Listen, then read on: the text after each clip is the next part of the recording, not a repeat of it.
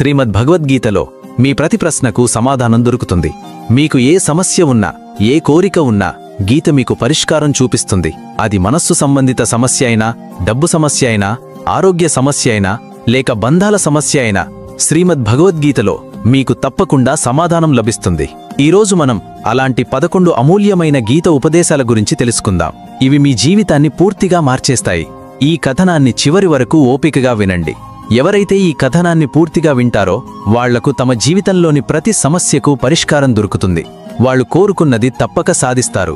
శ్రీమద్ భగవద్గీత యొక్క మొదటి ఉపదేశమేంటంటే, మీకు ఎవరైనా సన్నిహితులైనా లేక పెద్దవారైనా వాళ్ళు మీ పట్ల తప్పుగా ప్రవర్తిస్తే దాన్ని ఎట్టి పరిస్థితిలో సహించకూడదు. ఈ ఉపదేశం మన జీవితంతో చాలా సంబంధం కలిగి ఉంది. మనం కూడా చాలా సమస్యలను ఇది మన సొంత వాళ్ళు, పెద్దవాళ్ళు, వీళ్ళని ఎలా ఏమి అనగలం అని భావించి జీవితాంతం సహిస్తూ ఉంటాం.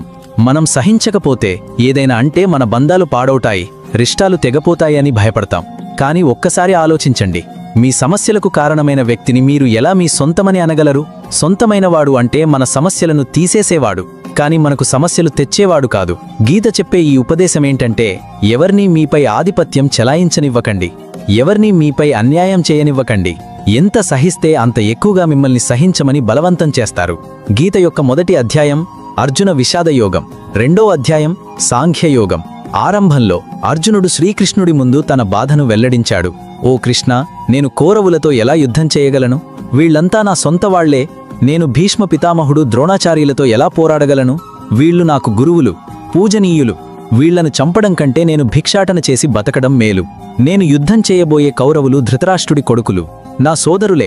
వీళ్లను చంపడం కంటే నేను సన్యాసం తీసుకోవడం మంచిది అని అర్జునుడు బాధపడ్డాడు. అప్పుడు శ్రీకృష్ణుడు అర్జునుడితో ఇలా అన్నాడు, ఇక్కడ ఎవరు సొంతం, ఎవరు పరాయి? ధర్మం చేసేవాడితో యుద్ధం చేయడం నీకు మోక్షాన్ని, విముక్తిని ఇస్తుంది. నీ మనస్సులోని ఈ మోహాన్ని వదిలేయి, లేకపోతే ప్రపంచం నిన్ను పెరికివాడని నిందిస్తుంది. ఇక్కడ సొంతం పరాయి అనే విషయం కాదు, ధర్మం మరియు అధర్మం, సత్యం మరియు అసత్యం గురించే. నీవు అధర్మాన్ని సహిస్తే, దాన్ని అంతం చేయకపోతే అధర్మం చేసేవాడికి మరింత బలం వస్తుంది. అతను మరింత అధర్మం చేస్తాడు. అందుకే మనస్సులోని మోహాన్ని త్యజించి ధర్మం కోసం యుద్ధం చెయ్యి. మహాభారతంలో మరో కథ కూడా ఉంది. అర్జునుడి కొడుకు అభిమన్యు యుద్ధంలో మరణించినప్పుడు అర్జునుడు ఎంతో బాధపడ్డాడు. అతను కృష్ణుడితో, నా కొడుకు అభిమన్యు చనిపోయాడు, ఈ బాధను నేను తాండలేను, నేను కూడా నా జీవితాన్ని అంతం చేసుకుంటాను అని ఏడ్చాడు. అప్పుడు శ్రీకృష్ణుడు అర్జునుడిని ఆత్మల లోకానికి తీసుకెళ్లాడు. అక్కడ అభిమన్యు సంతోషంగా, ఆనందంగా ఉన్నాడు. అతను క్షత్రియ ధర్మాన్ని పాటించి ఉత్తమ స్థానాన్ని పొందాడు. అర్జునుడు తన కొడుకును చూసి ఆనందించాడు. అతన్ని కోగలించుకుని, నీవు లేకుండా నేను బ్రతకలేను, నా జీవన ఆశలను వదిలేశాను అన్నాడు.